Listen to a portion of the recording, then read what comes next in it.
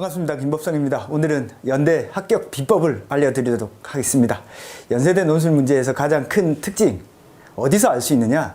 바로 2008년도에서 발표한 2009 연대 논술 다면사고형 논술 자료집, 이거 가장 중요합니다. 내가 연세대학교를 합격하고 싶다라고 한다면 여러분들은 밑도 끝도 없이 그냥 논술 막 무조건 쓸 것이 아니라 다면사고형 논술 자료집, 이걸 후벼 파야 됩니다. 여기 안에 연대 논술이 가지고 있는 고유한 특징들이 모두 다 담겨 있습니다. 이 자료집은 사실 2008년도에 발표한 겁니다. 2008년도에 발표했는데 왜 지금 2015년, 2016년도 데뷔하는데 이걸 보느냐. 여기에 연대 논술이 담고 있는 고유한 핵심들이 다 담겨 있기 때문에 그렇습니다. 여기 안에 있는 것에서 조금 바뀌어서 나오는 거지 하나도 그 이전과 뭔가 전혀 새로운 거, 뭐 완전히 새로운 거 이런 거 나오지는 않는다는 뜻이죠. 따라서 여러분들이 다면사고형 논술 자료집을 정확히 이해하면 연세대학은 어떤 방식으로 문제를 내고 어떤 방식으로 학생들을 선발하려고 하는지를 이해할 수 있게 된다 라는 뜻입니다. 무슨 얘기인지 아시겠죠? 자, 그래서 이 연세대 논술 자료집은 제가 홈페이지에 올려놓았으니까 차근차근 보시고요. 보시면은 이 연대 논술 자료집이 이게 폐지입니다. 나온 지 참 오래돼서 옛날 느낌 나죠, 그죠? 차근차근 한번 보도록 하겠습니다. 이 목차가 어떻게 되어 있냐면요. 목차가 어떻게 되어 있느냐면, 보시면은 첫 번째 목차가 다면사고형 논술 시험 실시의 필요성 해서 다면사고형 논술을 왜 하느냐. 근데 우리가 일반적으로 보면 다면사고형이라는 말을 쓰지 않고 뭘 쓰죠? 통합 교과형 논술이라고 쓰잖아요. 그죠? 근데 연대는 특이하게도 다면사고형이라는 말을 씁니다. 이 말을 쓸 때는 다른 의미가 반드시 담겨 있습니다. 그게 어떤 의미일까를 여기에서 이야기를 하고 있습니다. 연대가 다면사고형 논술이라는 말을 붙임으로써 어떤 학생들을 뽑고자 하는지를 한번 살펴보죠. 자, 연대는 다면사고형 논술 시험 실시의 필요성 해서 다면사고형 논술 실시의 필요성에서 이렇게 쭉 서술을 해 놓았는데요. 제가 올려준 자료를 보면 나와 있습니다. 제가 약간 편집을 조금 해놨습니다. 글자만 조금 진하게 했는데요. 요게 제가 왜 쳤을까요? 중요하니까 쳤죠. 지식은 궁극적으로 사물이나 현상의 본질과 원인에 대한 이해를 목적으로 한다. 아니, 왜 뜬금없이 다면사고형 논술 시험을 하는데 지식을 이야기할까요? 바로 연대의 논술 문제의 가장 큰 특징입니다. 연대 논술 문제는 지적으로 뭔가 똑똑한 학생을 뽑습니다. 똑똑한 학생. 화장실 갈 때 똑똑한 게 아니라 지적으로 확실하게 탁월한, 똑똑하다라는 느낌이 나는 아이들을 뽑는다는 거죠. 근데 이 지식이라는 게 도대체 뭐냐? 이 지식의 핵심을 이해하는 아이들을 뽑고 싶은 겁니다. 지식은 궁극적으로 사물이나 현상의 본질과 원인에 대한 이해를 목적으로 한다라고 써놨죠. 제가 이걸 왜 넣어놨을까요? 바로 연세대학교에서 나오는 논술 문제의 특징들이 바로 현상, 본질, 원인에 대한 제시문들이 다 들어 있습니다. 어떤 특정한 자연현상이라든지 실험, 자연과학적 현상이라든지 아니면 사회과학적 현상이 나오죠. 이런 현상들을 반드시 제시를 해줍니다. 그 현상이 도대체 왜 일어나고 이 현상이 의미하는 게 뭐고 이 현상을 어떻게 분석해야 되며 이 현상을 통해서 우리가 알 수 있는 건 뭐고 어떻게 대비해야 되고 이런 것들을 물어본다라는 거죠. 결국 현상에 대한 자기 스스로의 탐구 능력이 있는 아이들을 뭐라고 부르냐? 지적으로 똑똑한 아이라고 부릅니다. 그래서 여러분들이 연대 논술 문제를 잘 풀려면 많이 쓰는 게 중요한 게 아닙니다. 어떤 현상이 도대체 어떤 의미를 가지고 있고 어떻게 해결해야 되는지를 차근차근 접근을 하는 게 필요하다. 그래서 뭐라고 써놨어요? 읽어보시면 다면사고형 논술에서는 다음과 같은 점들을 고려하여 출제한다. 그래서 출제 및 채점에 대해서 이야기하네요. 그죠? 출제 및 채점. 자, 어떻게 한다고요? 다면사고형 논술에서는 연세대 수험생이 가진 일면적 사고보단 딱 하나만 보고 그것이 유일한 진리야. 이런 학생을 뽑는 것이 아니라 다양한 지적 능력을 검증하고자 한다. 다양한 지적 능력. 자, 까놓고 이야기합시다. 고등학생이 아무리 연대를 지원한다고 하지만 다양한 지적 능력이 있어요? 없어요? 없죠. 없잖아. 이거 없잖아. 없으면 뭘 얘기하는 거죠? 어떤 현상을 여러분들이 배운 어떤 교과 과목이라고 또 떠올려 보세요. 교과 과목이라는 것과 다양하게 연결시킬 수 있는지, 어떤 현상을 사회과학적으로, 경제적으로 바라볼 수 있는지, 예술적으로 바라볼 수 있는지, 그런 것들을 본다는 뜻입니다. 다양한 지적 능력을 검증한다라는 말은 다른 말로 무슨 뜻이 담겨 있죠? 다른 말로 글을 읽었을 때 이 학생의 글이 똑똑해 보여야 돼.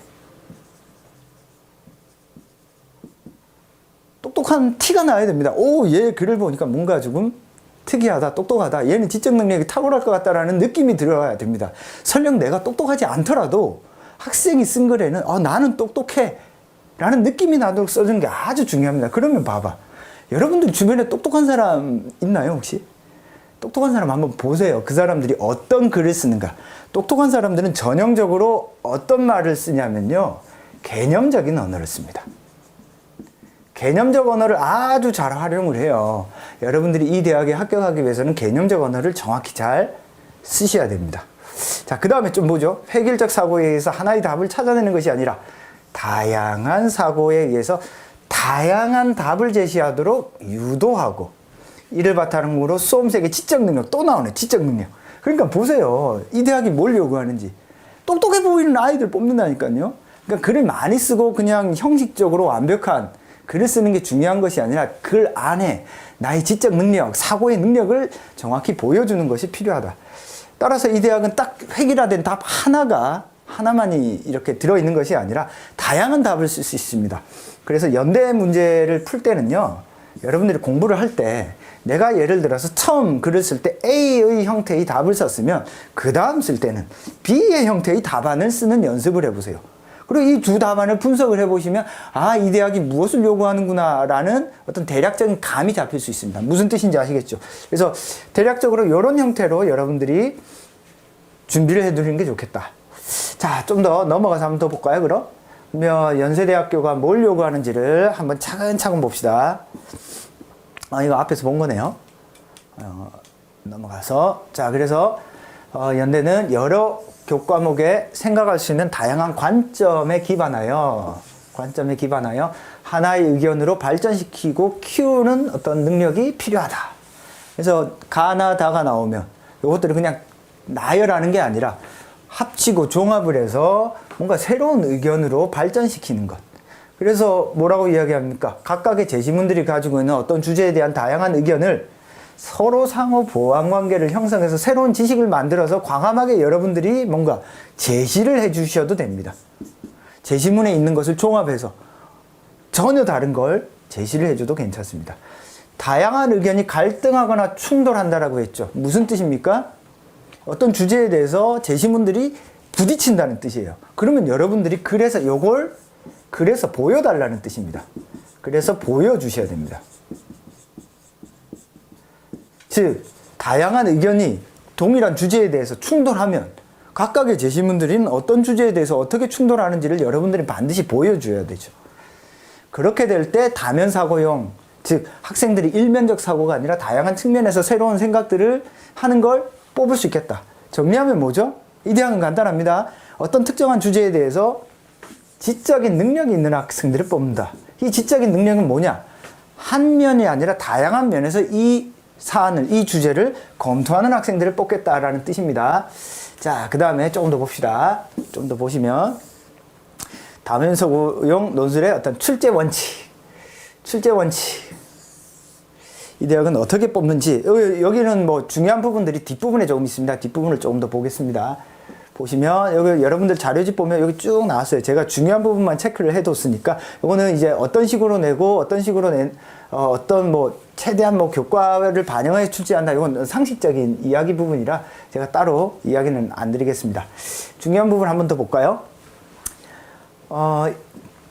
여러분들은 제가 수업하는 건 주로 인문사회 계열이니까요. 인문사회 계열 중심으로 말씀을 드리겠습니다. 그리고 요것도 제가 살짝 편집을 해서 자연계열은 다 뺐습니다. 내용을. 인문사회 계열의 경우 국어와 사회 과목을 통합함에 있어서 특정 교과목 선택을 하지 않은 학생들에게 이해하기 어려운 개념이나 현상이 출제되면 이에 대한 설명을 첨부한다. 제가 이거를 왜 체크를 해뒀냐면 연대 문제에서 조금 어려운 개념이나 이런 것들은 당구장 표시 별표를 해가지고 쭉 설명을 해놓았어요. 해놓은 거 왜 해놓겠어요? 필요하니까. 그죠? 그러면 여러분들이 글 쓸 때 필요하니까. 그럼 이런 말은 뭐냐면 반드시 써먹으라는 뜻입니다. 옛날에 나온 문제 중에서 뭐 일본과 을의 관계에서 뭐 기대이, 기대수 이런 말을 써놨거든요. 뭐냐면 그런 말을 자꾸 글 안에 써먹으라는 뜻입니다. 만약에 학교에서 어떤 어려운 말을 조금 넣어놨어요. 근데 이게 조금 중요하다 싶을 때는 만약에 적극적으로 그런 글들을 사용해 주는 게 좋겠습니다. 자, 그 다음에 계열별 출제 원칙 한번 봅시다. 출제 방향. 그래서 인문사회 계열 어떻게 내느냐? 사전 지식이 없이도 문제를 풀 수 있도록 교과 과정 내의 기본적 지식을 반영하는 문제를 출제한다. 그래서 주어진 제시문에 근거해서 답할 수 있도록 출제한다. 자, 우리나라 논술 문제는 바칼로레아 형태가 아니기 때문에 제시문에 근거해서 쓰셔야 됩니다. 자, 제시문에 근거하지 않는데 쓸 수 있는 문제는 안 나옵니다. 제시문만 정확히 읽어내면 어떤 형태로든 여러분이 쓸 수 있는 글들이 나오니까 걱정할 필요 없다. 이 말은 무슨 뜻이죠? 독해가 아주 중요하다. 독해. 자, 하나의 답이 나올 수 있는 문제를 지향한다. 자, 여러 개의 답이 나오니까 여러 개의 답을 어떻게 해야 됩니까? 다 한번 써봐야 됩니다. 그리고 문제를 구성할 때도 A답안, B답안, C답안을 다 생각해 보는 게 좋아요. 연습할 때. 그렇게 연습을 하면 이 A, B, C를 답안을 택할 때 어떤 장단점이 있고 그 장단점들을 글 속에 담아낸다면 더 좋은 글이 될 수 있죠. 다양한 답을 유도합니다. 그래서 창의적 사고력을 측정할 수 있는 문제. 실제로 연대에서 가능한 답은 일반적인 대학들은 가능한 답안이 하나 아니면 두 개예요. 근데 연세대는 가능한 답안들이 한 3개, 4개, 5개 정도 나오는 경우도 있습니다. 그래서 다른 대학보다는 답이 다양할 수 있기 때문에 가급적이면 다양한 답안을 만들어 보세요. 직접 써보라는 뜻입니다. 그리고 뭐 지나치게 어려운 개념은 아까도 이야기한 것처럼 간략한 설명을 첨부한다. 그리고 단순 암기에 의한 반복적 능력이 아닌 창의적 사고 능력을 평가한다라고 그랬네요. 그죠? 창의적 사고 능력이라고 하는 건 크게 3가지인데요. 일단은 관점입니다. 관점. 즉, 어떤 특정한 주제를 다면적으로 바라볼 수 있는 관점이 있느냐. 두 번째, 유비적으로 사고할 수 있느냐입니다. 유비. 비슷한 상황을 갖다 놓고 이걸 다시 적용할 수 있느냐. 그 다음에 확대, 축소입니다. 확대, 축소. 이건 뭐냐면 좁은 범위에 있던 것들을 넓혀서 생각하거나 넓은 범위에 있는 것들을 범위를 확 좁혀서 사고할 수 있는지, 구체와 추상을 자유롭게 왔다 갔다 할 수 있는지, 이렇게 나오는 어떤 다양한 창의적인 사고를 평가하는 문제가 연대에서는 한 30% 정도 나옵니다. 다른 대학보다는 이 비율이 높아요. 다른 대학은 이게 한 10%, 5% 정도밖에 안 되는데 연대는 한 30% 정도 되기 때문에 이 창의적 사고 문제 유형을 푸는 것도 여러분들은 대비를 해 두셔야 되겠다. 자, 그 다음에 그래서 이렇게 보시면 여러분들이 다면적 사고형 문제를 낼 때 학교가 의도하는 바를 정확히 읽어내는 것들이 조금 필요하겠습니다. 자, 다면적 사고형이 가지고 있는 특징이 대략 감이 잡히시나요? 그러면 그 다음 부분 한번 보도록 하겠습니다. 이 부분은 논술 모의고사인데요. 여기에는 제가 요거는 이제 여기에 넣어둔 가장 큰 이유가 3가지입니다. 여기에는 3개의 문제가 나옵니다. 자, 요즘에 나오는 문제 패턴과는 차이가 있습니다. 차이가 있는데 이 3개의 문제는 꼭 풀어보셔야 됩니다. 꼭. 제가 이 강의 뒤에 이 문제에 대한 해설을 담을 건데 꼭 풀어보셔야 돼요. 왜 꼭 풀어보셔야 될까요? 여기에 연대 논술 문제의 모든 패턴이 다 담겨 있습니다. 여기에 뭐가 담겨 있다고요? 지금 나오는 어떤 문제와는 어떤 글자 수라든지 문항수가 다릅니다. 요거는 과거 문제라 새 문제고 시험 시간도 2시간 반에서 3시간 사이를 줬고요. 뭔가 차이가 있습니다. 그렇지만 요걸 잘 보면 연대 문제가 어떤 식의 문제를 내는지에 대한 어떤 패턴이 담겨 있기 때문에 요걸 한번 분석해 볼 필요가 있어요. 요거 분석을 하면 아, 연대는 이런 문제를 내는구나를 알 수 있습니다. 자, 그 다음에 요거는 문제를 조금 넘겨서 제가 보도록 하겠습니다. 쭉 보면 그래서 연대 문제가 가지고 있는 어떤 특징들이라고 하는 게 여러분들이 생각할 때는 많이 어렵고 난해하고 심각하고 복잡할 거라고 생각을 하지만 사실 그렇지는 않고요. 연대 문제는 기본적으로 자연현상을 얼마나 잘 이해하는가 혹은 사회현상을 딱 던져주고 이 사회현상을 얼마나 잘 이해하는가 이런 자연현상과 사회현상을 잘 이해한 걸 토대로 그 자연현상, 사회현상이 우리 인간에게 어떤 영향을 주는가 결국 현상에 대한 분석, 이해 그게 연대 논술 문제의 어떤 핵심이다라고 보시면 됩니다. 자, 그 다음에 이게 가장 중요한 부분입니다. 가장 중요한 부분. 채점 기준 및 답안 작성 시 유의사항. 그러면 이거는 여러분들의 머릿속에 콕 들어가 있어야 된다. 이거는 머릿속에 짱 박혀 있어야 됩니다. 요게 머릿속에 없는 상태에서 글을 쓰잖아요. 절대 좋은 글을 못 쓴다. 왜 그런지를 한번 보겠습니다. 각각의 대학들이 가지고 있는 중요한 어떤 포인트들이 있습니다. 채점 포인트. 근데 우리 대학은 이렇게 채점하겠다. 우리 대학은 답안 작성을 이렇게 한 학생들에게 좋은 점수를 주겠다라고 이야기한 거잖아요. 그러면 다른 사람의 말을 들을 것이 아니라 대학이 무엇을 요구하는지 정확히 이해를 해야 되잖아. 근데 이걸 이해 안 하고 그냥 열심히 학원에서 설명해 주는 거. 그만 따라가는 아이들이 있습니다. 1차적으로 논술 공부를 한다라는 건 딴 게 아니야. 대학에서 요구하는 게 뭔지를 정확히 알아야죠. 그거 정확히 찾으셔야 됩니다. 봅시다. 내용을 보시면은 어떤 채점 기준을 가지고 있는지 봅시다. 자, 대부분 대학들이 말하고 있듯이 대학은 독해력, 논증력, 표현력, 창의력 등을 평가한답니다. 이런 말들은 많이 들었죠. 그죠? 가장 기본적인 게 독해력입니다. 아무리 글을 잘 써도 독해가 안 되는 친구를 왜 뽑아요? 이해력이 떨어지는데. 그죠? 근데 이 독해력만으로는 조금 합격권에 들어가기 좀 애매한 부분이 있습니다. 독해력 가장 중요합니다. 근데 이 연대 문제의 특징은 제가 다 진하게 칠해놨죠. 왜 그럴까? 독해를 할 때 아주 조심하셔야 됩니다.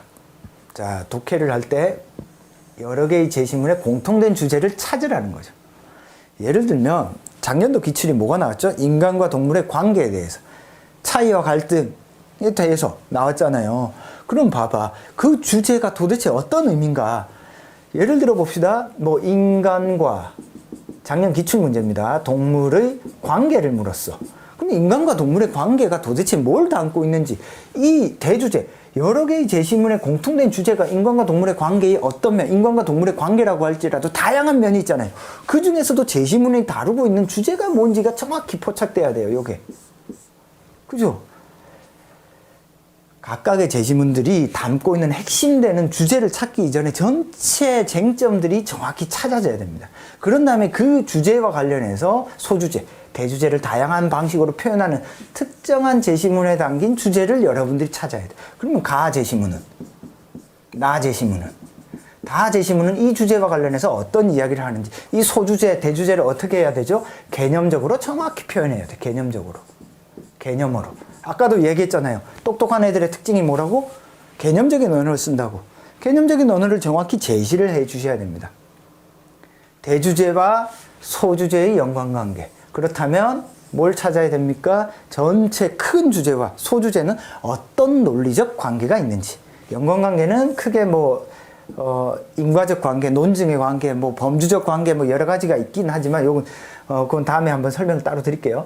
그런 연관관계를 여러분들이 직접적으로 보여줘야 돼. 연대가 1번 문제에서 비교를 내잖아요. 비교가 중요한 게 아닙니다.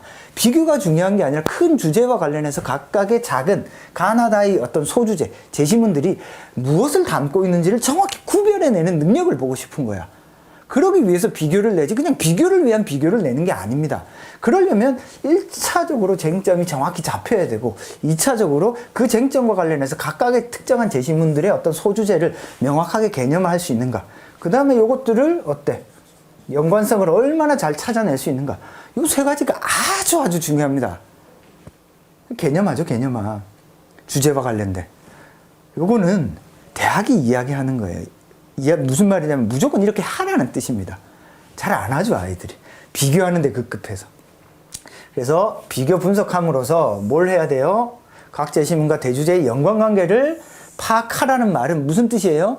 연관관계가 파악되는 글을 써달라는 뜻입니다. 그러기 위해서 비교를 내는 거지, 그냥 비교를 위한 비교를 내는 건 아닙니다.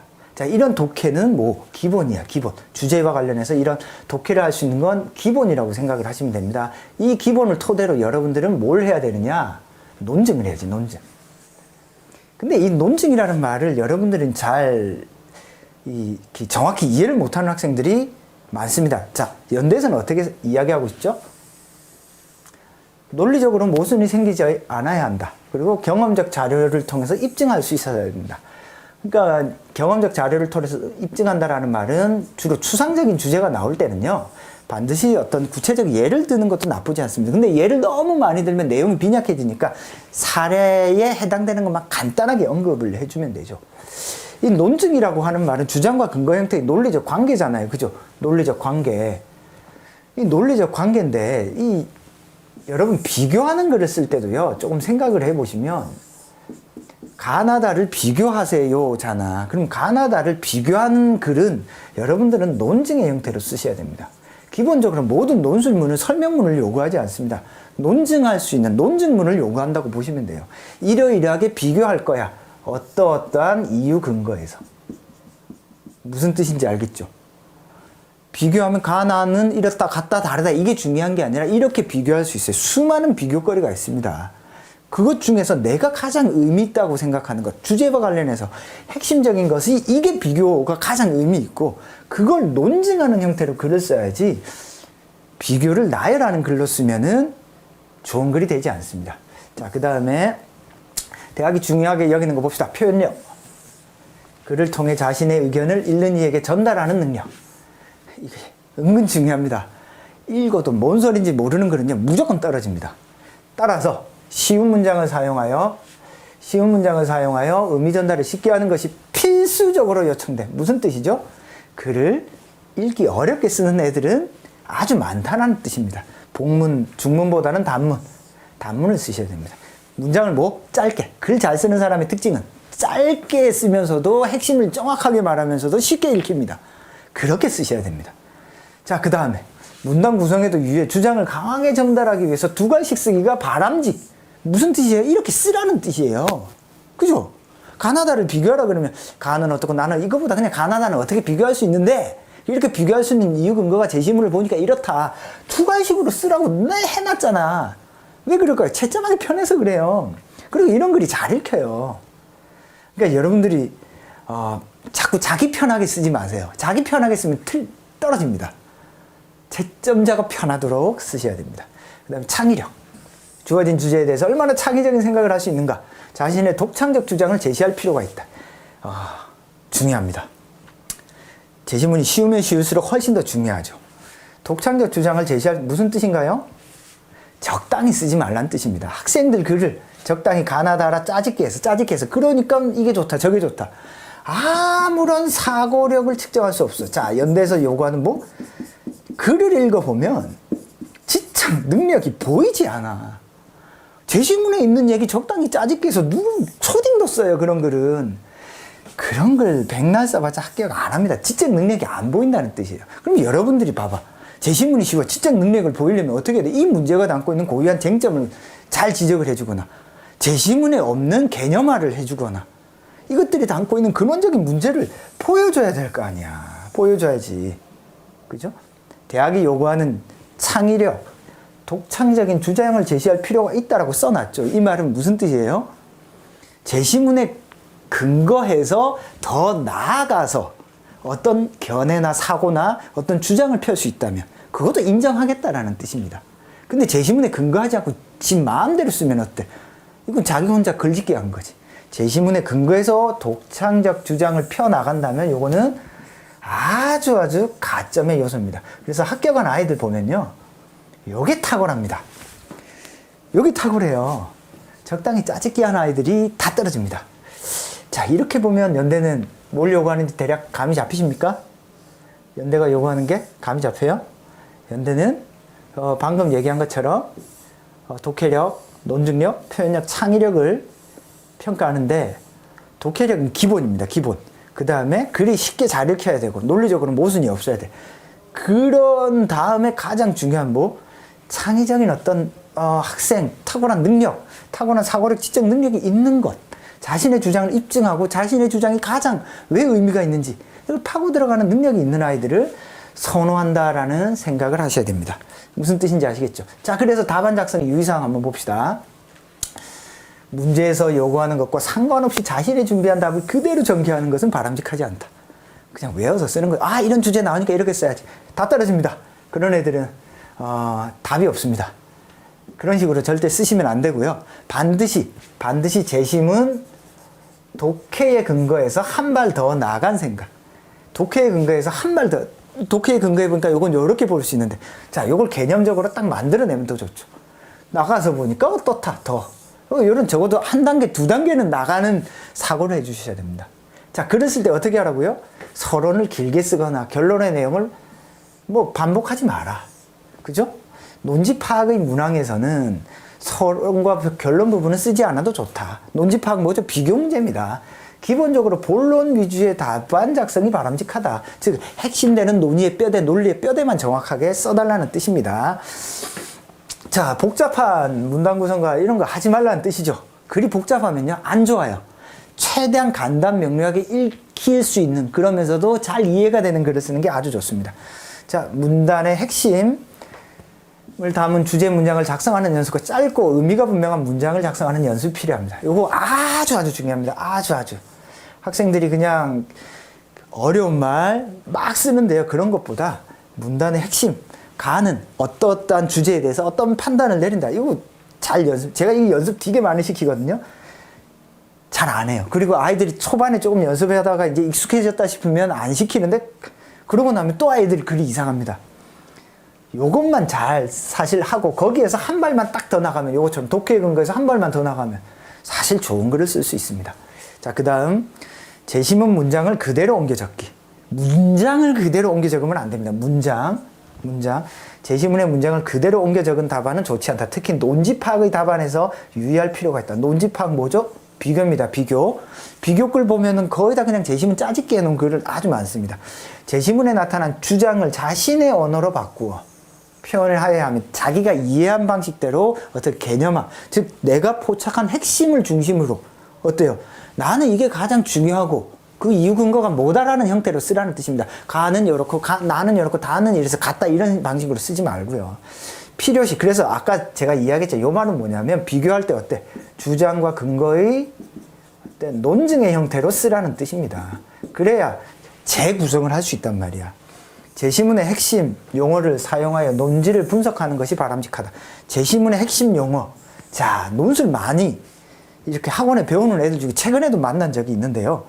1년을 배웠는데 재시문의 모든 중요한 핵심 용어를 다른 말로 바꿔. 절대 안 됩니다. 그러시고 있으면 재시문의 중요한 키워드는 무조건 있는 그대로 사용해 주셔야 됩니다. 근데 그걸 다른 말로 바꿔서 쓰면 얘가 뭔 소리 하는지 채점자가 몰라요.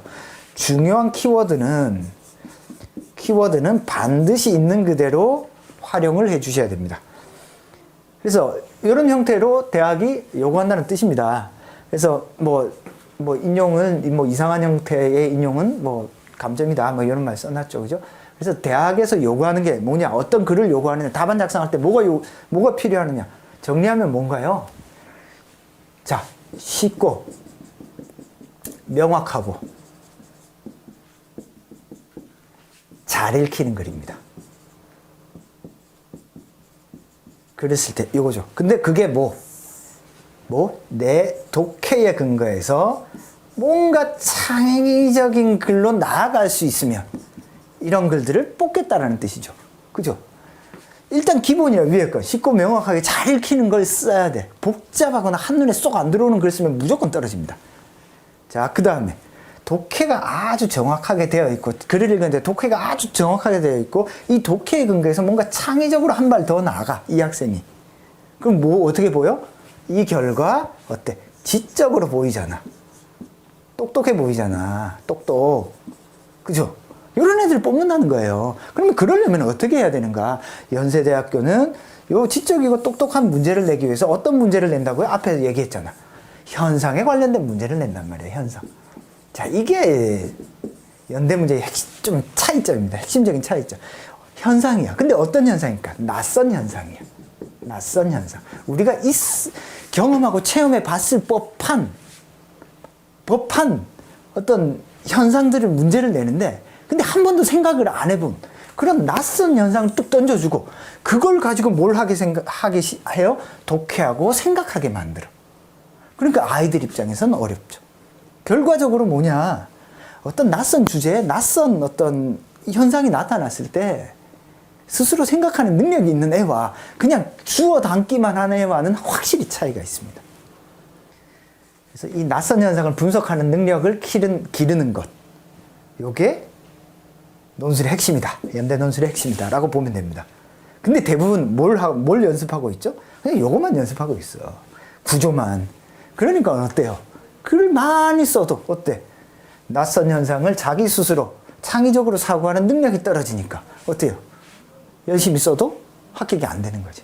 저랑 수업을 하게 되면 이런 낯선 현상을 어떤 식으로 하면 창의적이고 지적으로 똑똑한 방식으로 분석, 해결해 나갈 수 있는지를 말씀을 드릴 겁니다. 이 2009년도, 2008년도 이제 다면사고형 논술 자료집은요, 아주 중요합니다. 꼼꼼히 분석해 주셔야 돼요.